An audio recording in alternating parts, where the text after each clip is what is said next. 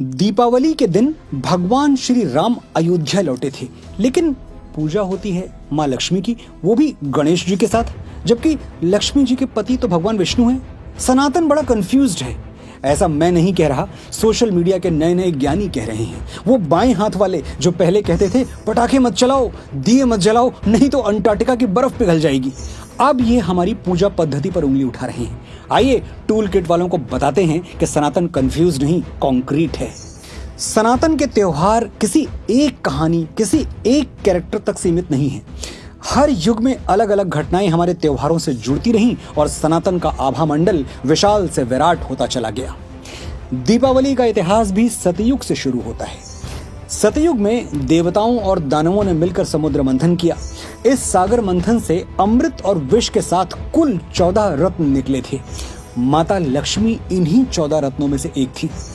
लक्ष्मी जी कार्तिक अमावस्या के दिन समुद्र से प्रकट हुई थी, इसलिए हर साल इसी तिथि पर माता लक्ष्मी की पूजा की जाने लगी, जो आज तक जारी है।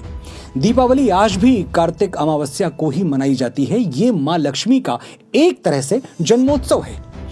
अच्छा, संजोग देखिए, त्रेता युग में जब श्री राम रावण को मार के लंका से अयोध्या वापस लौटे और अयोध्या ने दीप जलाकर उनका स्वागत किया, वो भी कार्तिक अमावस्या का ही दिन था।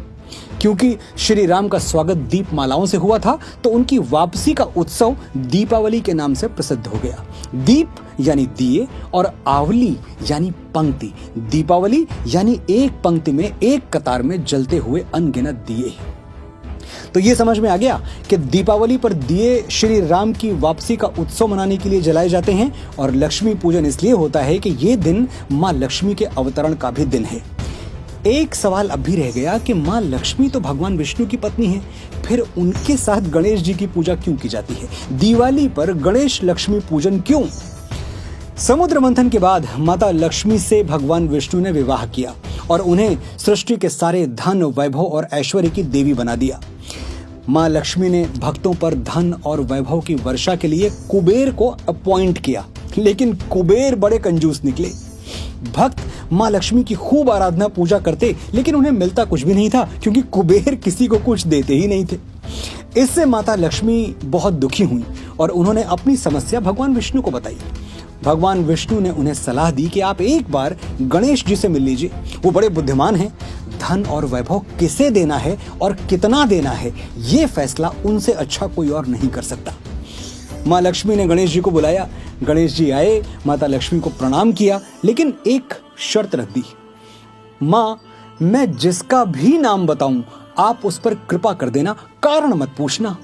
माँ लक्ष्मी ने तथास्तु कह दिया। गणेश जी तीनों लोकों में धन, संपदा और कृपा की वर्षा दोनों हाथों से करने लगे। तो दीपावली पर लक्ष्मी पूजन इसलिए किया जाता है कि माँ लक्ष्मी धन संपदा दें, लेकिन माँ धन उसी को देंगी जिसको गणेश जी कहेंगे। इसलिए गणेश जी की पूजा भी लक्ष्मी जी के साथ होने लगी। ये है दीपोत्सव और गणेश लक्ष्मी पूजन की वो कथा जिसे अनपढ़ लिबरल्स न जानते हैं और न जानना चाहते हैं। सनातन हमारा गर्व है, और इसके बारे में जो भी अफवाहें फैलाई जाती हैं उन पर विश्वास करने से पहले एक बार शास्त्र जरूर पढ़ें। लॉजिक, रैशनैलिटी और भक्ति भावना का जो संजोग सनातन में है, वो कहीं और नहीं मिलेगा। माँ लक्ष्मी आप पर कृपा करें, श्री गणेश आपके विघ्न हरें और प्रभु श्री राम आपके जीवन में उजाले भरें। दीपावली की बहुत बहुत शुभकामनाएं। जम के दिए जलाएं, अंटार्कटिका की बर्फ को कुछ नहीं होगा, हम चेक किए हैं।